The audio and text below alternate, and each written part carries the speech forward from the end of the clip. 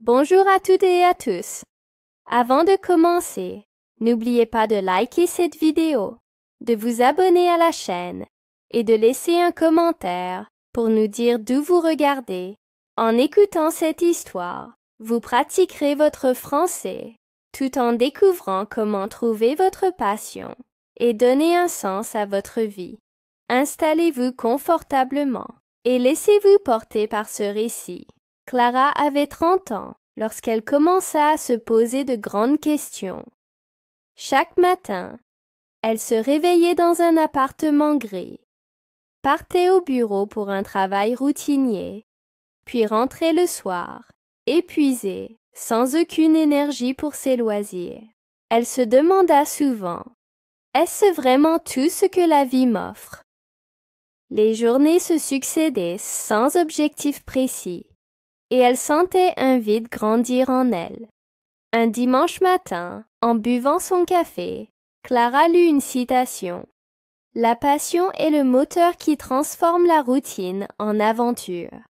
Ces mots résonnèrent en elle. Elle comprit qu'elle devait explorer ce qui l'animait vraiment. Elle prit un carnet et nota tout ce qui lui venait à l'esprit. La peinture, la musique, l'écriture, la randonnée.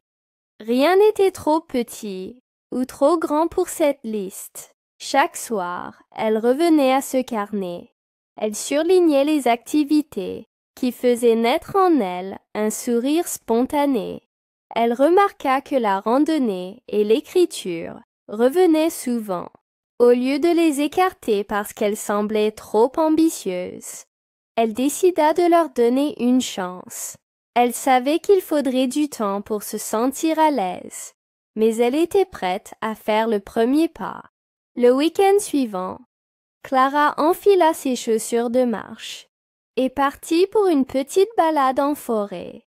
Au début, elle se sentait maladroite, comme si elle n'avait jamais mis un pied sur un sentier. Mais à mesure qu'elle avançait, elle sentit son esprit se libérer. Les oiseaux chantaient, le vent caressait les feuilles, et elle oublia ses soucis. Cette connexion avec la nature éveilla en elle une énergie nouvelle. De retour chez elle, elle ouvrit son ordinateur et chercha des ateliers d'écriture. Elle trouva un cours en ligne pour débutants et s'inscrivit. Chaque soir, elle consacrait 1 heure à écrire sur les émotions qu'elle avait ressenties durant la randonnée. Les mots coulaient et, peu à peu, elle découvrit une voie qui lui appartenait. Écrire devint pour elle une façon d'explorer son monde intérieur. Avec le temps, Clara commença à partager ses textes dans un petit blog qu'elle créa. Elle y racontait ses balades, ses réflexions et ses rêves. Les premiers lecteurs furent des amis, puis des inconnus attirés par la sincérité de son écriture. Les commentaires positifs lui donnèrent confiance. Sa passion pour l'écriture avait un impact, même modeste, sur les autres. Un jour, lors d'une randonnée, elle rencontra Marc, un photographe amateur. Ils discutèrent de leur passion commune pour la nature et la créativité. Marc proposa de photographier les paysages dont Clara écrivait les descriptions. Ensemble, ils créèrent des séries d'articles, mêlant texte et images. Leur collaboration apporta une dimension nouvelle à leur travail et suscita un enthousiasme grandissant chez leur public. Peu à peu, Clara ressentit que sa vie avait gagné en sens. Elle n'était plus prisonnière d'une routine monotone, mais engagée dans un projet qui la motivait chaque matin. Trouver sa passion ne signifiait pas seulement s'amuser. C'était aussi aimer se dépasser, apprendre sans cesse et partager avec les autres. Clara comprit que le sens de la vie résidait dans ces échanges et cet élan vers l'inconnu. Un matin, elle relut les premières pages de son carnet. Les mots semblaient appartenir à une autre personne, si différente de celle qu'elle était devenue. Cette prise de conscience lui fit réaliser à quel point le chemin parcouru avait transformé sa vision du monde. Elle décida alors d'organiser une exposition en ligne de ses textes et des photos de Mark pour célébrer ce voyage intérieur. Le jour de l'inauguration de l'exposition, Clara ressentit un mélange d'excitation et de trac. Des dizaines de visiteurs virtuels parcoururent les galeries, laissant des messages d'encouragement. Certains partagèrent leurs propres expériences de quête de passion, créant un véritable espace de dialogue et de soutien. Clara comprit alors que donner un sens à sa vie passait aussi par l'écoute et l'entraide. Avec le recul, elle comprit que la passion ne naît pas toujours d'un don extraordinaire, mais souvent d'une étincelle, un moment de curiosité, une porte ouverte vers l'inconnu. Il suffit parfois d'un simple pas pour découvrir une nouvelle voie. Clara décida de conclure son exposition par un message d'espoir. Chacun peut, à son rythme, trouver ce qui l'anime et transformer sa vie. Vous aussi, vous pouvez suivre l'exemple de Clara. Commencez par lister vos envies, même les plus simples. Expérimentez sans jugement. Prenez le temps d'écouter vos émotions et cherchez le plaisir dans l'apprentissage. Lorsque vous ressentez cette joie authentique, c'est souvent le signe que vous avez trouvé une piste à explorer plus avant. N'ayez pas peur de l'échec. Chaque tentative est une occasion d'apprendre. Entourez-vous de personnes positives, partagez vos découvertes et laissez-vous inspirer par leurs conseils. Avec le temps, votre passion grandira et vous apportera un sentiment de fulfillement que rien ne peut remplacer. Depuis le lancement de leur exposition en ligne, Clara et Mark ont ressenti une nouvelle responsabilité, nourrir leur communauté et aller plus loin dans leur partage. Ils décidèrent de créer un atelier mensuel en visioconférence. Chaque mois, Clara proposait un thème d'écriture lié à la nature ou aux émotions, et Mark invitait les participants à réaliser une photo ou un dessin en rapport. Les participants, venant de différents pays, apportèrent leur création, et Clara commentait chaque œuvre avec bienveillance. Lors de l'atelier de mars, le thème fut « Le souffle du vent ». Clara avait préparé un texte bref, évoquant le murmure des feuilles et l'appel des horizons. Après sa lecture, les participants partagèrent des photographies de champs de blé, des croquis de branches dansantes et des récits de promenades sur des falaises balayées par la brise. La diversité des points de vue enthousiasma Clara. Chacun vivait le même élément d'une manière unique, et cela enrichissait la discussion.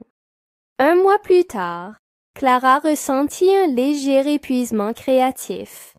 Elle douta de sa capacité à proposer de nouveaux thèmes et à maintenir l'engouement. Pour se ressourcer, elle partit seule un week-end, dans une maison isolée au bord d'un lac. Sans accès à Internet, elle se concentra sur l'écriture libre, sans contrainte de public. Elle laissa couler ses pensées, notant ses peurs, ses rêves et ses souvenirs d'enfance. Ce retour à l'essentiel raviva sa créativité. De son côté, Mark cherchait à enrichir l'aspect visuel de leur projet. Il commença à expérimenter la photographie de nuit, capturant les étoiles et les reflets sur l'eau sombre. Il s'initia également à la retouche numérique, jouant avec les contrastes et les couleurs pour créer des ambiances oniriques. Ses premiers essais furent maladroits, mais il persévéra. Il comprit que l'apprentissage passe par l'erreur et que chaque cliché imparfait est une étape vers la maîtrise. À leur retour de ces explorations personnelles, Clara et Marc partagèrent leurs découvertes lors de l'atelier suivant. Clara lut un extrait de ses écrits intimes, tandis que Marc montra un diaporama de ses photos nocturnes. Les réactions furent enthousiastes. Certains participants s'inscrivirent à un cours de photographie. D'autres se mirent à écrire dans leur journal. Ce partage d'expériences prouva que la passion se transmet et qu'elle peut inspirer chacun à franchir un nouveau pas. Avec le temps, leur atelier mensuel prit de l'ampleur. Ils mirent en place un forum privé où les participants pouvaient échanger entre eux, poser des questions et s'entraider. Clara modéra les discussions et proposa des défis d'écriture hebdomadaires, tandis que Marc organisait des concours photos. Ce petit réseau devint un lieu de soutien. Les membres célébraient chaque progrès, travaillaient ensemble sur des projets communs et se motivaient mutuellement. Un an après le début de leur aventure, Clara et Marc organisèrent un rassemblement en présentiel dans un chalet de montagne. 20 personnes y assistèrent. Certains venaient de pays voisins. D'autres traversèrent des frontières pour participer. Pendant 3 jours, ils partagèrent ateliers, randonnées et veillaient autour d'un feu de camp. Chacun racontait son histoire, évoquait ses défis et ses réussites. Ces moments de partage renforcèrent le sentiment d'appartenance et montrèrent à tous que la passion crée des liens profonds.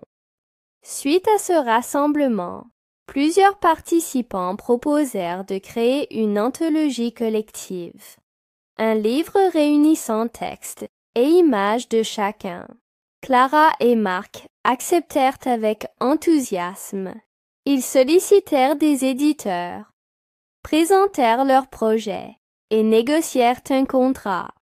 Les mois suivants furent intenses. Relecture, mise en page, choix des visuels. Malgré la pression, ils savourèrent chaque étape. Donner vie à un projet réel était l'aboutissement de leur chemin. Le jour de la sortie du livre, Clara et Marc organisèrent une séance de dédicace dans une librairie locale. Clara portait une robe simple mais élégante. Marc, un pull en laine et un jean.